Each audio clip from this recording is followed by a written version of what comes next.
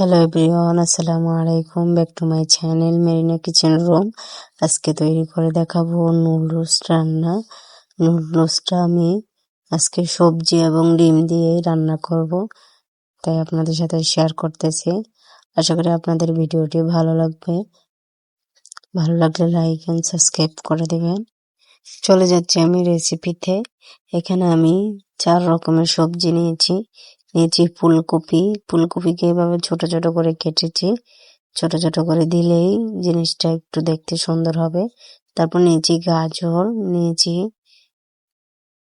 বেগুন কুচি, শিম কুচি। আপনারা শিম, বটবডি, মটরশুঁটি যে কোনো সবজি দিতে পারেন। আমি এগুলো এই 4 রকমের সবজি দিয়েছি। সবজি দিয়ে খেতে অন্যরকম স্বাদ, তাই আমি আজকে আপনাদেরকে সবজি দিয়ে দেখাবো। আর এখানে নিয়েছি কোকোলা নুডলস 1 প্যাকেট, আর নিয়েছি সাথে 1টি ডিম। আপনারা চাইলে সাথে মুরগির মাংস দিতে পারেন। তবে সবজি দিয়ে এভাবে একবার রান্না করলে দেখবেন অনেক মজাদার, বারবার এভাবে খেতে মন চাবে। আমি এখন নুডলসটাকে মাঝখান দিয়ে একটা ভাঙা দিয়ে নিব, যেহেতু এগুলো বড় বড় নুডলস। ভাঙা দিয়ে আমি এখন চলে যাচ্ছি চুলায়। একটা পাতিল বসিয়ে দিয়ে দিলাম পরিমাণ মতো পানি, যাতে করে নুডলসটা একেবারে ডুবো ডুবো হয়, সিদ্ধ হলে যাতে করে গায়ে না লেগে যায় পানিটা। এই পর্যায়ে আমি দিয়ে দিব সবজিগুলো দিয়ে দিলাম। তারপরে দিয়ে দিব 1 চামচ পরিমাণ লবণ। যেহেতু সবজিগুলোর ভিতরে পরে লবণটা ঢুকবে না, তাই সিদ্ধ করার সময় দিলে একটু লবণটা লাগবে। এই জন্য আমি লবণটা দিয়ে দিলাম। পানির সাথে চলে যাবে, এই জন্য আমি 1 চামচ দিয়েছি। এখন আমি যখন বলক এসে যাবে, এই পর্যায়ে সবজিগুলো সিদ্ধ হয়ে গেছে, দেখানো যাচ্ছে না তাই আমি দেখাইতে পারিনি, লাস্টে দেখিয়ে দেবো কেমনটা সিদ্ধ হয়েছে। নুডলসগুলো দিয়ে দিলাম, সাথে ছোট একটা মশলা দিল, দেখাই যায়নি, তাই আমি এখন উঠিয়ে নিলাম মশলাটাকে। অনেক সময় মশলা থাকে না, তবে আমি যেভাবে রান্না করছি এভাবে করে রান্না করলে কিন্তু অনেক মজা হয় মশলা ছাড়াই। এখন আমি ওগুলোকে এখন বলক এনে নিয়ে আমি 10 মিনিটের মতো সিদ্ধ করে নেব, যাতে করে নুডলসটা ভালো মতো সিদ্ধ হয়ে যায়। একেবারে বেশি সিদ্ধ করতে যাবেন না, তার ফলে কিন্তু নুডলসটা খেতে আটা আটা ভাব লাগবে। নুডলসটা ঝরঝরে হলেই অনেক মজাদার হয়।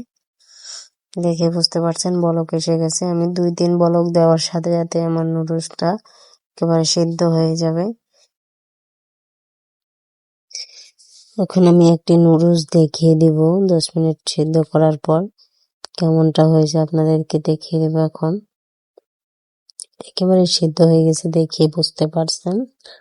তারপরও আমি একটা হাত দিয়ে এভাবে করে ভেঙে দেখালাম, ঝরঝরও হয়েছে এবং ইয়ে হয়েছে। এ পর্যায়ে আমি একটা জাপিতে আমি নুডলসগুলোকে ঢেলে পানি সরিয়ে নেব।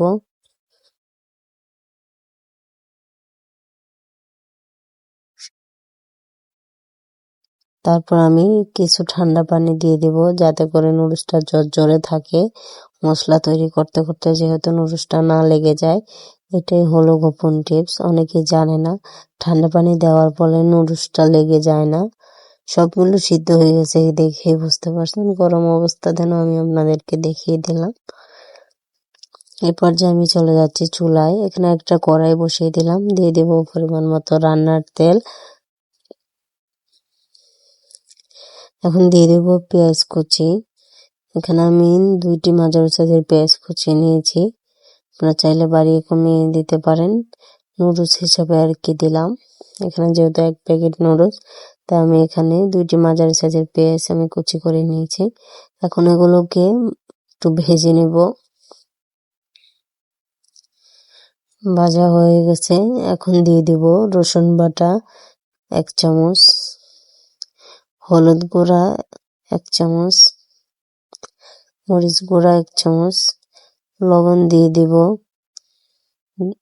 1 চামচ, তারপর দিয়ে দেবো জিরা গুঁড়া 1 চামচ। এখন শুকনো মশলাগুলোকে একটু ভালো করে টেলে নেব।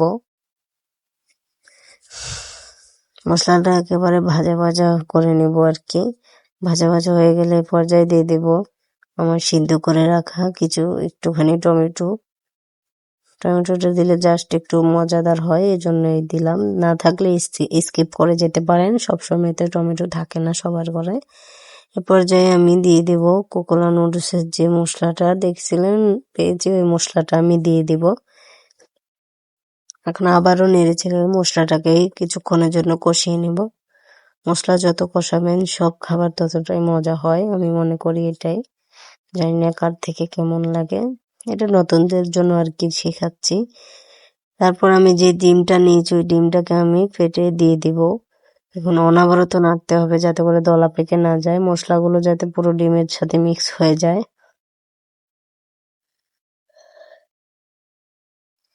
অনবরত নাড়তে হবে। এই পর্যায়ে আমি একটু তেল দিয়ে দিব, যেহেতু একটু তেল কম দেখাচ্ছে তাই আমি আর একটু তেল দিয়ে এলাম।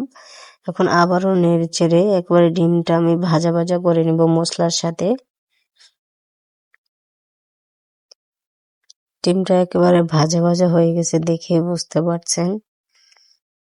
ডিমটা যখন একেবারে ভাজা ভাজা একেবারে তেল উঠে আসবে, এই পর্যায়ে আমি নুডলসগুলো দিয়ে দেব। এখন নুডলসের সাথে মশলা এবং ডিম সবগুলো ভালো করে মিক্স করে নিব। এ পর্যায়ে আমি দিয়ে দিব একটি মিস্টার নুডলসের মশলা, এটা আমার ছিল দেখিয়ে দিয়েছি, আপনার না দিলেও হবে। তো মশলা যত বেশি খাবার দিব ততটাই মজাদার। যারা মশলা কম খান ওই ক্ষেত্রে একটু কমই দিবেন। আমি মনে করি আমি যেটুকু দিয়েছি এটা সীমিত মশলা। আর এখানে দিয়ে দিলাম 1 টেবিল চামচ পরিমাণ হট সস, অর্থাৎ আমরা যে সস খাবারের সাথে খেয়ে থাকি ওই সসটাই আর কি, বাজারের সসটা। এখন আমি আবারও মিশিয়ে 10 মিনিটের মতো এভাবে করে ভাজা ভাজা করে নেব উল্টিয়ে পাল্টিয়ে। আমার নুডলসটা একেবারে প্রায় হয়ে গেছে, আপনারা দেখে বুঝতে পারছেন। খেতে এত অতুলনীয় স্বাদ লাগছে, বলার আর কিছু নেই।